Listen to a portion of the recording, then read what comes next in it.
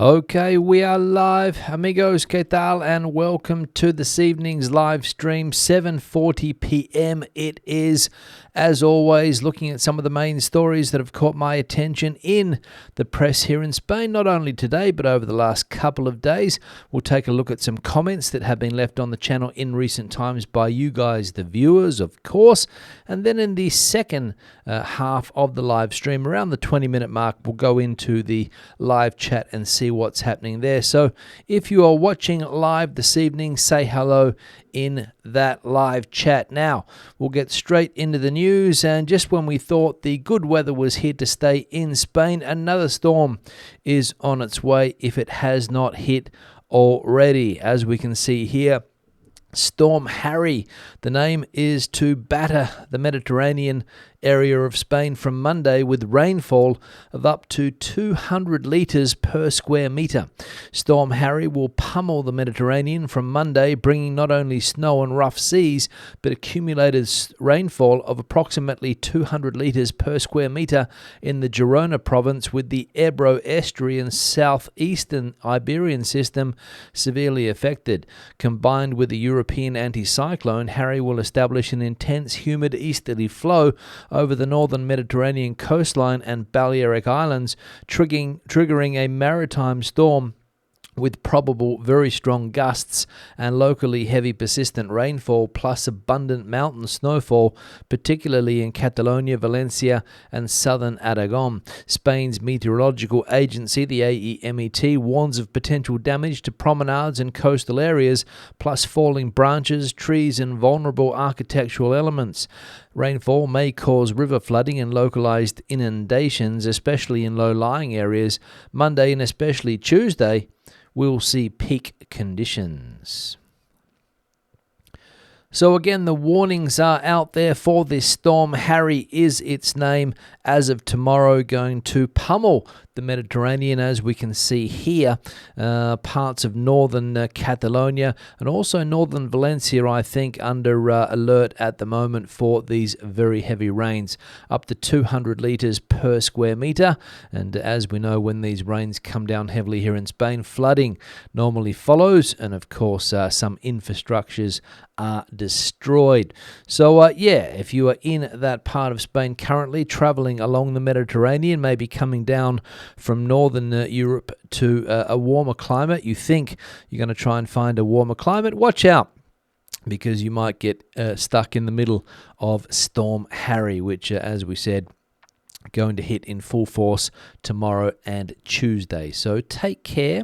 Second piece of news here, and another recent storm, I think it was Storm Francis that hit Spain a couple of weeks ago, left a lot of damage in one particular area here in Spain called Las Cañas, the idyllic beach losing its battle against the sea. On the 3rd of January, Paco Triana and his wife fought desperately to save their beach bar in Las Cañas. Working by mobile phone light, they secured the structure with screws and timber as Storm Francis's waves began battering the shore. Whilst damage initially seemed manageable, everything changed on Sunday when supporting posts gave way and emergency services barred access. Hours later, the business Triana had run for 32 years collapsed like a house of cards. By Wednesday, lorries were dumping massive rocks to form a breakwater protecting what remained. The storm destroyed 3 other beach bars, damaged 4 more, affected 50 homes and obliterated sections of the 4.5-kilometre promenade. Frightened, angry residents insist this disaster was foreseeable. So we can clearly see the damage that these storms cause to Mediterranean locations, or even here, I think, in the province of Huelva, when these storms hit. Obviously, I think Huelva is the Atlantic Ocean, but you get the idea. These businesses that are very, very close to the sea. And that is what happens basically when we are talking about these things. Now, I think my camera has stopped, so I might have to pause the live stream here for just a moment. So just give me a minute to get this out of the way. Let me see if I can fix the camera, which, as I said, seems to have gone down. Just give me 1 minute.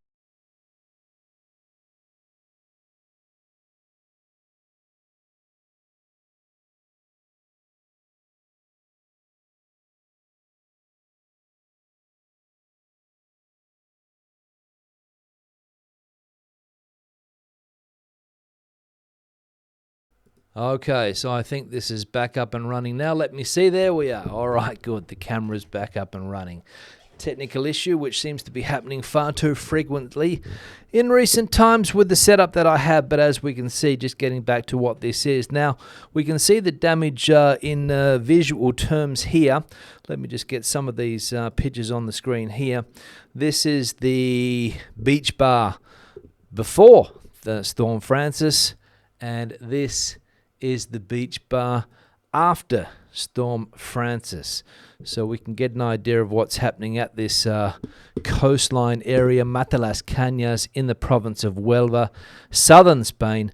That is what is going on. So very, very severe storms pounding the coast and businesses like this one here. But I mean, let's be honest about this. These businesses are very, very close to the shoreline, I should say. And really, are we surprised when these structures collapse? But it was there for 32 years, not there any longer, and another 50 homes or something, as we saw, also at risk of disappearing in the Mata las Cañas area in Huelva, I think it is. So there we go. Another piece of news here. And probably the most famous Spaniard getting around, in a bit of trouble at the moment, the twilight of Julio Iglesias, how the world's most famous Spaniard vanished into his Bermuda Triangle. There comes a moment when men must choose, and I choose, Julio Iglesias told El País Semanal in June 1985. When asked to choose between what, he replied, between the psychiatrist or the Bahamas, having conquered America with his first English album, 1100 Bel Air Place, but saddened after losing his voice and requiring surgery, he retreated to colonial-style Villa Capricornio in New Providence, living almost like a hermit. 4 decades later, the 82-year-old remains hidden in his personal Bermuda Triangle, mansions in the Bahamas, Dominican Republic, and Miami's fortified Indian Creek, last photographed in summer 2020 with mobility difficulties at his Punta Cana beach. He now faces serious allegations. 2 former employees have filed complaints with Spain's National Court alleging sexual assault, harassment, and human trafficking at his Caribbean properties between January and October 2021. So, not the greatest time for Mr. Julio Iglesias, as we saw there, possibly the most famous Spaniard getting around. I don't know if you would agree with that or not, but obviously he has had a fairly successful career. But these accusations now dogging Mr. Julio Iglesias, and of course this will end up in court. So we'll see. And as we know with these cases, once a couple of people come forward, normally others follow.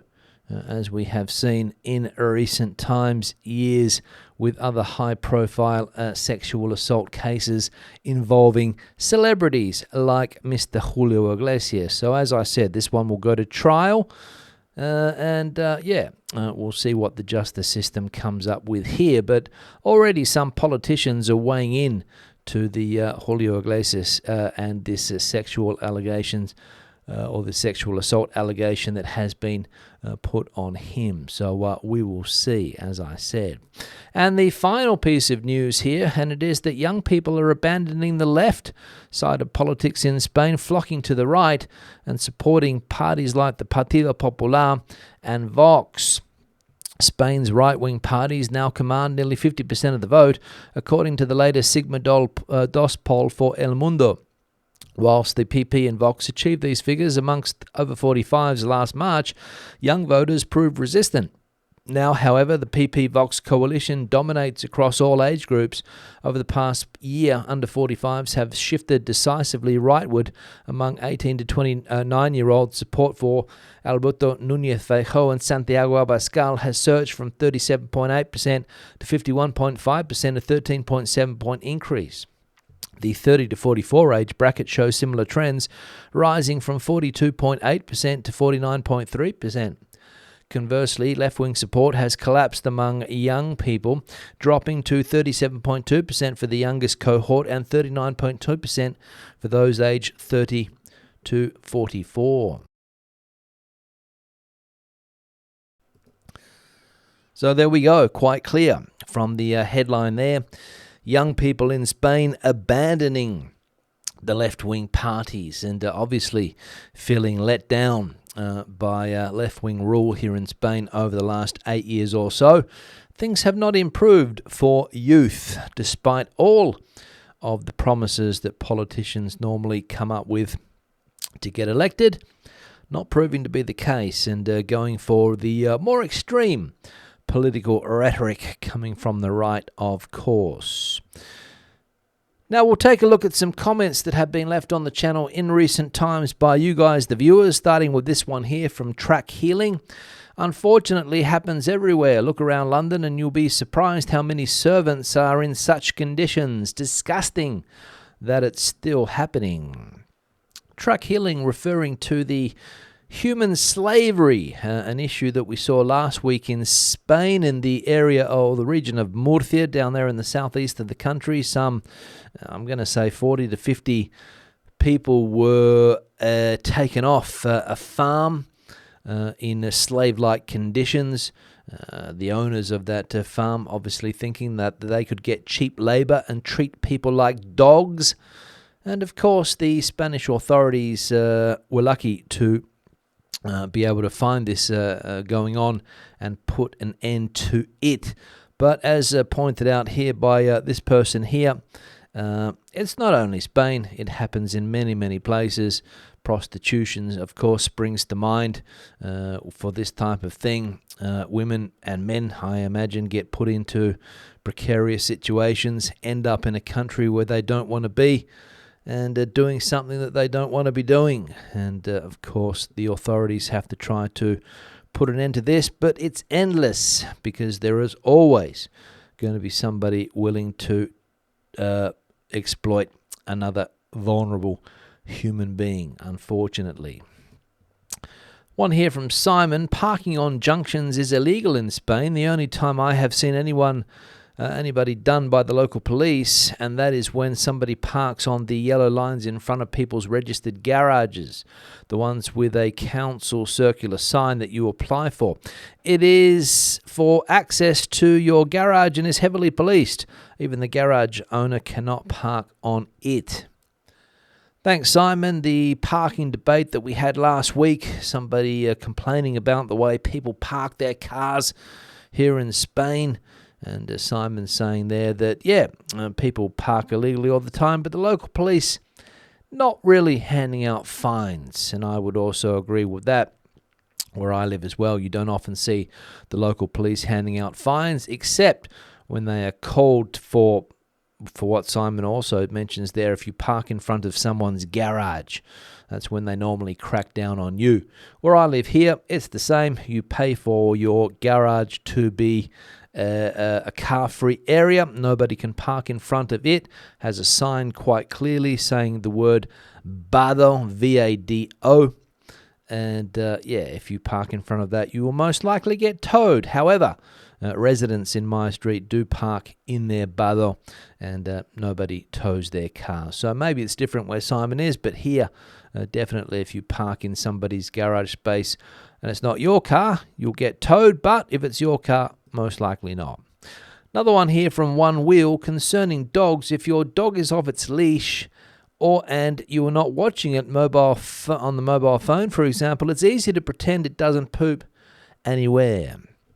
Yes, One Wheel, that is also true. If you don't see it, it doesn't happen, right? And this quite often with dog walkers, they'll be letting their dog off the lead and not knowing what the dog is getting up to. Pooping could be the least of a dog's worries. It might eat something that it shouldn't eat. You never know what's going to happen when dogs are off the leash. And of course, the owners walking with their phones or with their headphones in, oblivious to what the dog is doing. And that's why you get the excrement on the ground, because nobody picks it up. But again, unique to Spain, probably not, but you would like to think that people in the year 2026 would realize that maybe you need to pick up after your dog so as other people don't have to deal with your dog's poop, as the word is put there. Another one here from One Wheel. In Valencia, there are apartment buildings owned and restored by the government, but no one ever moves in. 3 such buildings in my neighbourhood have been complete for 2 years with no tenants. Question mark. One Wheel, thanks for the other comment. Not sure exactly what's going on as far as that is concerned. I don't know the Valencian town hall, what property it is developing for people that need homes. No idea. All I know here is that there doesn't seem to be a lot of vacant state-owned property or council-owned property. But maybe it is true in Valencia. It could be the case. I don't know, but thanks for the comment. But again, it's one of these things that's difficult to work out. Spain has a serious housing crisis. Valencia is what they call a high-tension city. And apparently, according to One Wheel here, there's buildings sitting empty. No tenants. So again, what's going on? No idea. But anyway, thanks for the comment. One here from Outdoor Chilled. At the 17-minute and 20-second mark, housing crisis. Governments all over Europe and Japan and Japan and China are crying out for more children to be born. No young people in their right mind are going to raise a family without their own housing. So fix the housing crisis and young people will begin to get more kids. Is it that simple? I don't know. Do people need a house? Obviously, if you want to start a family, it would be a good idea to have accommodation for your family worked out, right? And if you can't get into your own housing, or if it's expensive to rent, you might think twice before having 1, 2, maybe 3 kids. I don't know. The general trend in Western countries is that people don't have big families anymore. Maybe one, I think, what's the average here in Spain? 0.9 or something. Maybe 1.1 in another European country. Not sure what the figures are in the United States, Australia, etc. But the general trend is that people don't want to have kids. I don't think housing is the only issue. I think people have got other things on their minds, other things that they want to be doing rather than raising a family. Don't know. Everyone's different, of course, but the statistics don't lie. And the final comment here from Raul. Tourists, go out. Thanks, Raul. Obviously not happy with foreigners in his country. Raul, obviously a Spanish person there, came across the channel and said, whoa, too many foreign people in Spain. Get them out. Maybe all of our problems will be fixed. Thanks, Raul, for your ignorant comment, but it's not the first one that I've had on the channel. Tourists go out. Tourists go home. Foreigners out of Spain.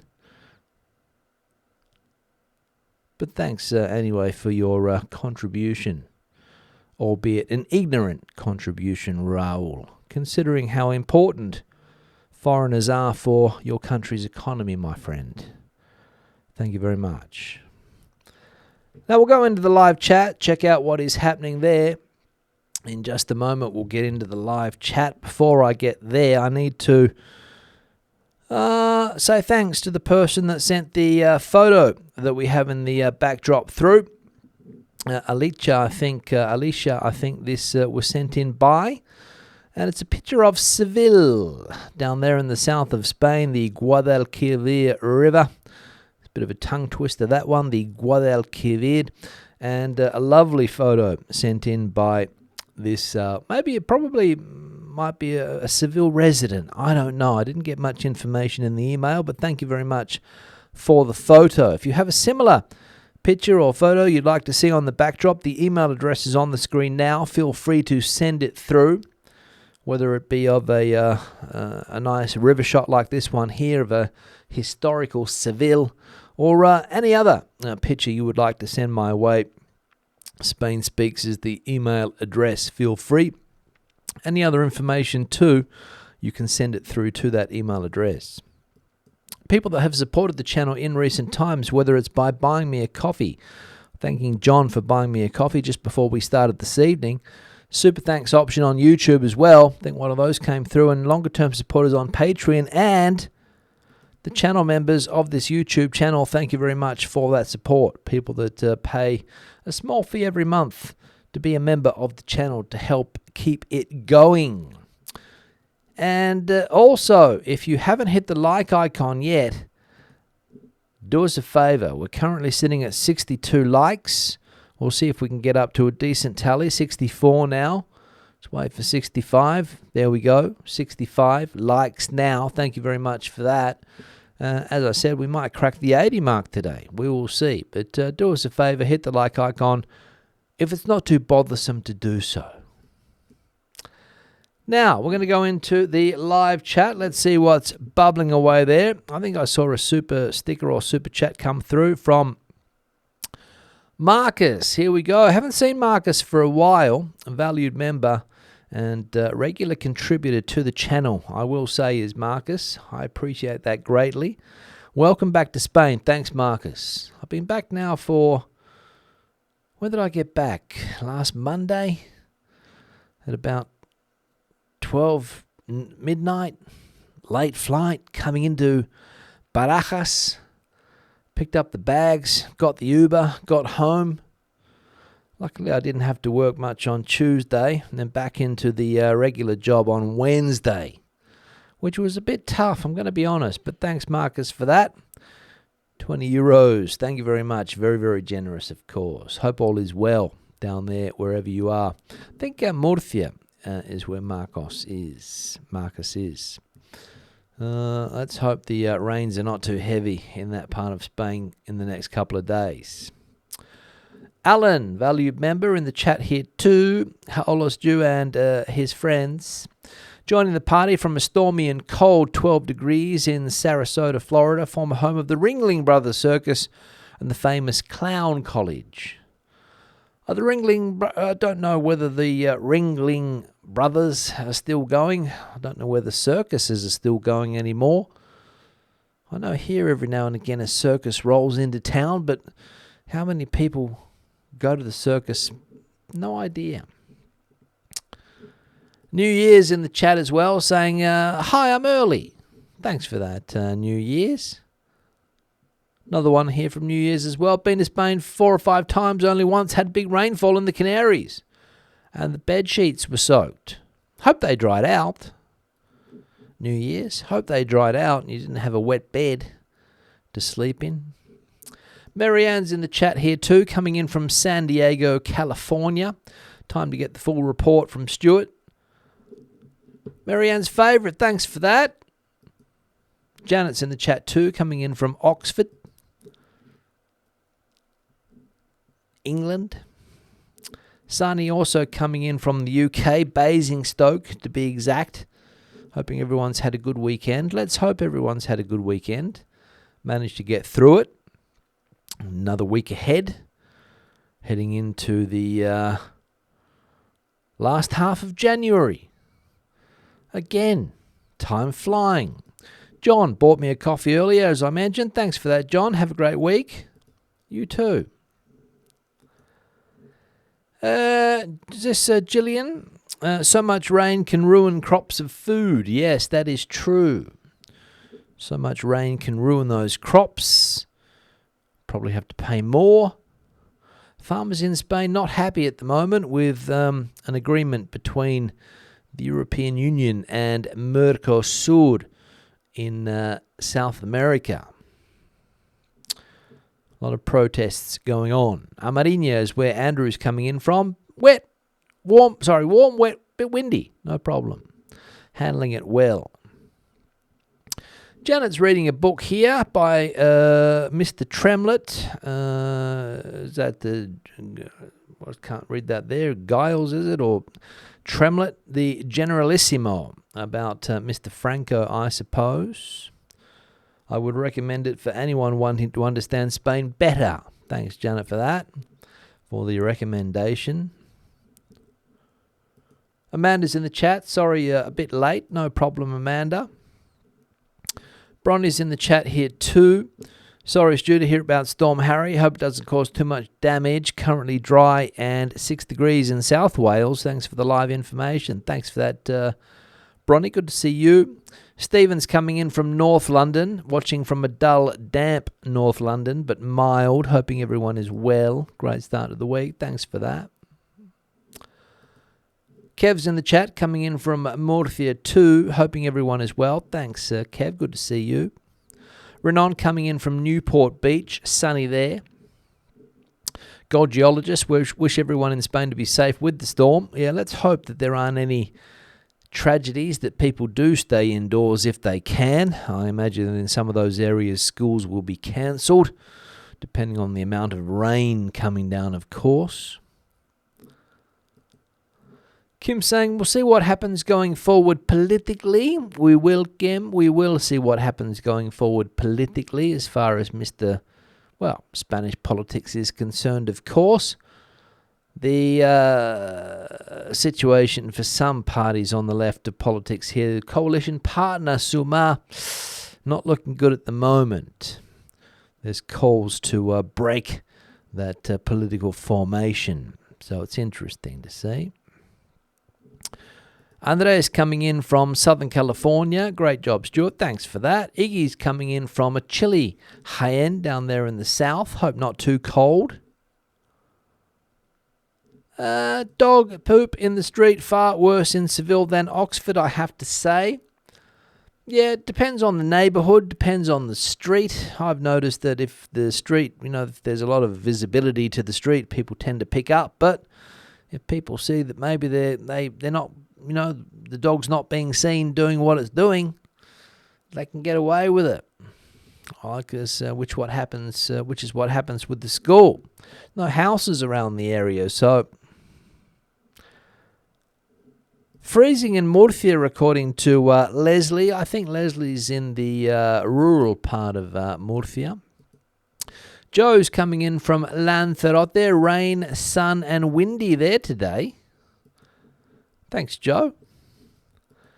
Cara, is this? Cold and rain in Mallorca. More coming, I think, with the storm Harry.